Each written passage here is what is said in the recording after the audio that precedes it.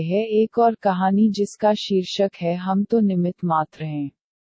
कौन ठाकुर जी को वृंदावन से लाया और किसके घर आकर वह विराजमान हुए? कृपया हमारे YouTube चैनल को सब्सक्राइब जरूर करें। ये कथा घर में सबको जरूर सुनाएं। कमल किशोर सोने और हीरे के जवाहरात बनाने और बेचने का काम करता था। उसकी दुकान से बने हुए गहने दूर दूर तक मशहूर थे। लोग दूसरे शहर से भी कमल किशोर की दुकान से गहने लेने और बनवाने आते थे। चाहे हाथों के कंगन हो, चाहे गले का हार हो, चाहे कानों के कुंडल हो, उसमें हीरे और सोने की बहुत सुंदर मीनाकारी होती कि सब देखने वाले देखते ही रह जाते। इतना बड़ा कारोबार होने के बावजूद भी कमल किशोर बहुत ही शांत और सरल स्वभाव वाला व्यक्ति था। उसको इस माया का इतना रंग नहीं चढ़ा हुआ था। एक दिन उसका कोई मित्र उसकी दुकान पर आया जो कि अपने पत्नी सहित वृंदावन धाम से होकर वापस आ रहा था, तो उस मित्र ने सोचा कि चलो थोड़ा सा प्रसाद अपने मित्र कमल किशोर को भी देता चलूं। उसकी दुकान पर जब वह पहुंचा तब कमल किशोर का एक कारीगर एक सोने और हीरे जड़ित बहुत सुंदर हार बनाकर कमल किशोर को देने के लिए आया था। कमल किशोर उस हार को देख ही रहा था कि उसका मित्र उसकी दुकान पर पहुंचा। कमल किशोर का मित्र अपने साथ वृंदावन से एक बहुत सुंदर लड्डू गोपाल जिसका स्वरूप अत्यंत मनमोहक था साथ लेकर आया था। जब उसका मित्र दुकान पर बैठा तो उसकी गोद में लड्डू गोपाल जी विराजमान थे। कमल किशोर लड्डू गोपाल जी के मनमोहक रूप सौंदर्य को देखकर अत्यंत आनंदित हुआ। उसने अपने हाथ में पकड़ा हुआ हार उस लड्डू गोपाल के गले में पहना दिया और अपने मित्र को कहने लगा कि देखो तो सही इस हार की शोभा लड्डू गोपाल के गले में पड़ने से कितनी बढ़ गई है।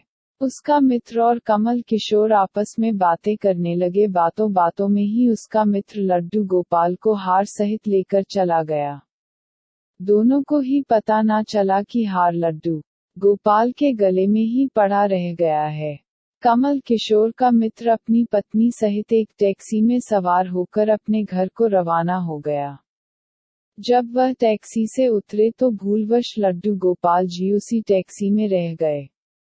टैक्सी वाला एक गरीब आदमी था जिसका नाम बाबू था, जो कि दूसरे शहर से यहाँ अपने परिवार का पालन पोषण करने के लिए टैक्सी चलाता था और वह टैक्सी लेकर काफी आगे निकल चुका था।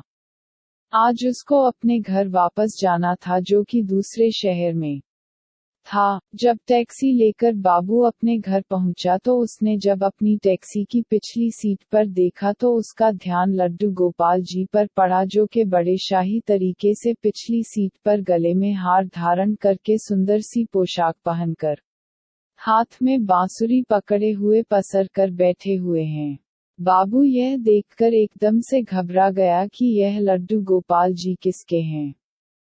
लेकिन अब वह दूसरे शहर से अपने शहर जा चुका था जो कि काफी दूर था और वह सवारी का घर भी नहीं जानता था, तो वह दुविधा में पड़ गया कि वह क्या करे। लेकिन फिर उसने बड़ी श्रद्धा से हाथ धोकर लड्डू गोपाल जी को उठाया और अपने घर के अंदर ले गया। जैसे ही उसने घर के अंदर प्रवेश किया, उसकी पत्नी ने उसके हाथ में पकड़े लड्डू गोपाल जी को जब देखा तो इतनी सुंदर स्वरूप वाले लड्डू गोपाल जी को देखकर उसकी पत्नी ने झट से लड्डू गोपाल जी को अपने पति के हाथों से ले लिया।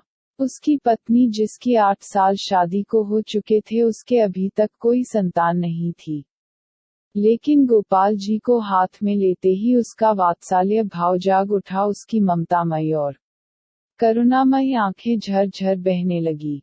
ममतावश और वात्सल्य भाव के कारण ठाकुर जी को गोद में उठाते ही उसको ऐसे लगा उसने किसी अपने ही बच्चे को गोद में उठाया है। उसके स्तनों से अपने आप दूध निकलने लगा। अपनी ऐसी दशा देखकर बाबू की पत्नी मालती बहुत हैरान हुई। उसने कसकर गोपाल जी को अपने सीने से लगा लिया और आंखों में आंसू बहाती बोलने लगी, अरे बाबू, तुम नहीं जानते कि आज तुम मेरे लिए कितना अमूल्य रत्न लेकर आए हो। बाबू कुछ समझ नहीं पा रहा था कि मेरी पत्नी को अचानक से क्या हो गया है, लेकिन उसकी पत्नी तो जैसे बावरी सी हो गई थी। वह गोपाल जी को जल्दी जल्दी अंदर ले गई और उससे बातें करने लगी। अरे लाला, इतनी दूर से आए हो, तुम्हें भूख लगी होगी। और उसने जल्दी जल्दी मधु और घी से बनी च्यूरी बनाकर और दूध गर्म करके ठाकुर जी को भोग लगाया। कृपया हम उधर कमल किशोर ने जब अपनी दुकान पर हार को ना देखा तो उसको याद आया कि हार तो ठाकुर जी के गले में ही रह गया है, तो उसने अपने मित्र को संदेशा भेजा। तो मित्र ने आगे से जवाब दिया, अरे मित्र, वह माखन चोर और चित चोर हार सहित खुद ही चोरी हो गया है। मैं तो खुद इतना परेशान हूँ। कमल किशोर अब थोड़ा सा परेशान हो गया कि इतना कीमती हार ना जाने कहाँ चला गया। मुझे तो लाखों का नुकसान हो गया, लेकिन फिर भी अपने सरल स्वभाव के कारण उसने अपने मित्र को कुछ नहीं कहा और उसने अपने मन में सोचा कि कोई बात नहीं, मेरा हार तो ठाकुर जी के ही अंग लगा है। अगर मेरी भावना सच्ची है तो ठाकुर जी उसको पहने रखें। उधर बाबू और उसकी पत्नी मालती दिन रात ठाकुर जी की सेवा करते। अब तो मालती और बाबू को लड्डू गोपाल जी अपने बेटे जैसे ही लगने लगे। लड्डू गोपाल जी की कृपा से अब मालती के घर एक बहुत ही सुंदर बेटी ने जन्म लिया। इन सब बातों का श्रेय वह लड्डू गोपाल जी को देते कि यह हमारा बेटा है और अब हमारी बेटी हुई है, अब हमारा परिवार पूरा हो गया। मालती लड्डू गोपाल जी को इतना स्नेह करती थी कि रात को उठकर देखने जाती थी कि लड्डू गोपाल जी को कोई कष्ट तो नहीं है। ऐसे ही एक दिन कमल किशोर व्यापार के सिलसिले में दूसरे शहर आना पड़ा, जहां पर बाबू रहता था। लेकिन दुर्भाग्यवश जब वो उस शहर में पहुंचा तो अचानक से इतनी बारिश शुरू हो गई कि कमल किशोर को जहां पहुंचना था वहां पहुंच ना सका। और तब वहां बाबू अपनी टैक्सी लेकर आ गया और उसने परेशान कमल किशोर को पूछा, बाबूजी आप यहाँ क्यों खड़े हो? बारिश तो रुकने वाली नहीं और सारे शहर में पानी भरा हुआ है। आप अपनी मंजिल तक ना पहुँच पाओगे और ना ही कहीं और रुक पाओगे। मेरा घर पास ही है, अगर आप चाहो तो मेरे घर आ सकते हो। कमल किशोर, जिसके पास सोने और हीरे के काफी गहने थे, वह अनजान टैक्सी वाले के साथ जाने के लिए थोड़ा सा घबरा रहा था। लेकिन उसके पास और कोई चारा भी नहीं था और वह बाबू के घर उसके साथ टैक्सी में बैठकर चला गया। घर पहुंचते ही बाबू ने मालती को आवाज दी कि आज हमारे घर मेहमान आए हैं, उनके लिए खाना बनाओ। कमल किशोर ने देखा कि बाबू का घर एक बहुत छोटा सा लेकिन व्यवस्थित ढंग से सजा हुआ है। घर में अजीब तरह के इत्र की खुशबू आ रही है जो कि उसके हृदय को आनंदित कर रही थी। जब मालती ने उनको भोजन परोसा तो कमल किशोर को उसमें अमृत जैसा स्वाद आया। उसका ध्यान बार बार उस दिशा की तरफ जा रहा था जहां पर ठाकुर जी विराजमान थे। वहां से उसको एक अजीब तरह का प्रकाश नजर आ रहा था। तो हार कर कमल किशोर ने बाबू को पूछा कि अगर आपको कोई एतराज ना हो तो क्या आप बता सकते हो कि उस दिशा में क्या रखा है? मेरा ध्यान उसकी तरफ आकर्षित हो रहा है। तो बाबू और मालती ने एक दूसरे की तरफ मुस्कुराते हुए कहा कि वहां पर तो हमारे घर के सबसे अहम सदस्य लड्डू गोपाल जी विराजमान है। तो कमल किशोर ने कहा, क्या मैं उनके दर्शन कर सकता हूँ? तो मालती उनको उस कोने में ले गई जहाँ पर लड्डू गोपाल जी विराजमान थे। कमल किशोर लड्डू गोपाल जी को और उनके गले में पड़े हार को देखकर एकदम से हैरान हो गया। यह तो वही लड्डू गोपाल है और यह वही हार है जो मैंने अपने मित्र के लड्डू गोपाल जी को डाला था।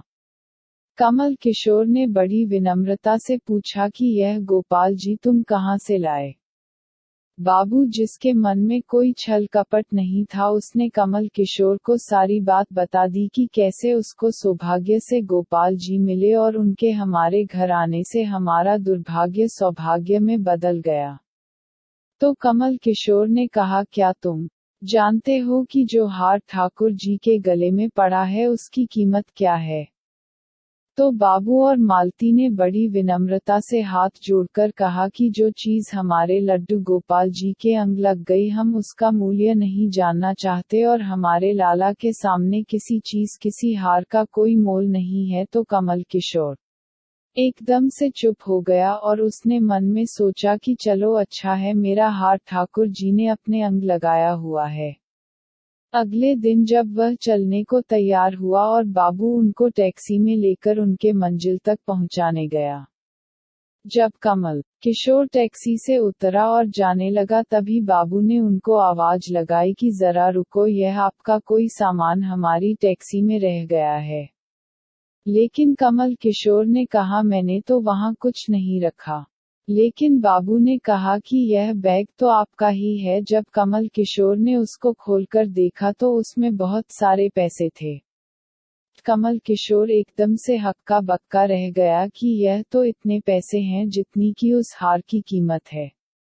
उसकी आंखों में आंसू आ गए कि जब तक मैंने निश्चल भाव से ठाकुर जी को वह हार धारण करवाया हुआ था तब तक उन्होंने पहने रखा। मैंने उनको पैसों का सुनाया तो उन्होंने मेरा अभिमान तोड़ने के लिए पैसे मुझे दे दिए हैं। वह ठाकुर जी से क्षमा मांगने लगा लेकिन अब हो भी क्या सकता था। कथासार इसलिए हमारे अंदर ऐसे भाव होने चाहिए कि उसमें अहंकार न होकर विनम्रता होनी चाहिए और ठाकुर जी जैसा चाहते हैं वैसा ही होता है, हम तो निमित्त मात्र हैं। कौन ठाकुर जी को वृंदावन से लाया और किसके घर आकर वह विराजमान हुए, यह सब ठाकुर जी की लीला है। जिसके घर रहना है, जिसके घर सेवा लेनी है, यह सभी जानते हैं। हम लोग तो निमित्त मात्र हैं, बस हमारे भाव शुद्ध होने चाहिए। ठाकुर जी तो बड़े बड़े पकवान नहीं बल्कि भाव से खिलाई छोटी से छोटी चीज को भी ग्रहण कर लेते हैं। आपसे अनुरोध करता हूँ कि जितना हो सके इस कथा को आगे बढ़ाने की कृपा करें। जय श्री कृष्णा। कृपया हमारे YouTube चैनल को सब्सक्राइब जरूर करें।